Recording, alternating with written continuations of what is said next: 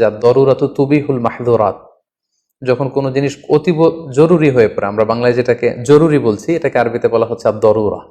আদ-দরুরাতু তুবিহুল মাহদুরাত, কোনো জিনিস যখন খুব জরুরি হয়ে পড়ে তখন সেই জরুরতকে সারার জন্য হারাম জিনিসকেও কিন্তু ইসলাম হালাল করে দিয়েছে। তবে শর্ত হচ্ছে আদ-দরুরাতু বিকদারিহা, যতটুকু না হলেই না।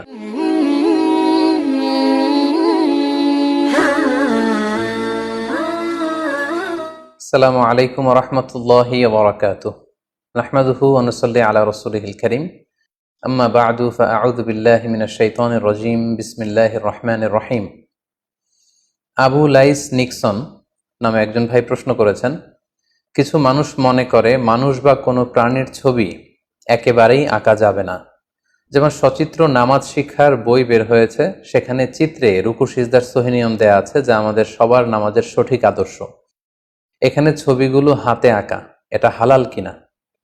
আরেকটা কথা হলো, মেডিকেল সায়েন্সের একটা মেজর বই আছে, অ্যাটলাস অফ হিউম্যান অ্যানাটমি।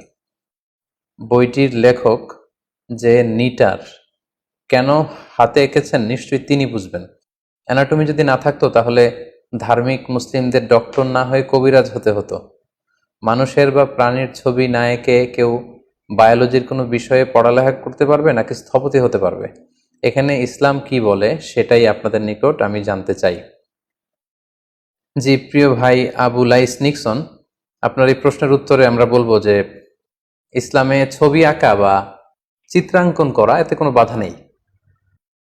আপনি চাইলে ফুলের ছবি আঁকতে পারেন, গাছের ছবি আঁকতে পারেন, পাহাড়ের ছবি আঁকতে পারেন, আকাশের ছবি আঁকতে পারেন, ঘরের ছবি আঁকতে পারেন।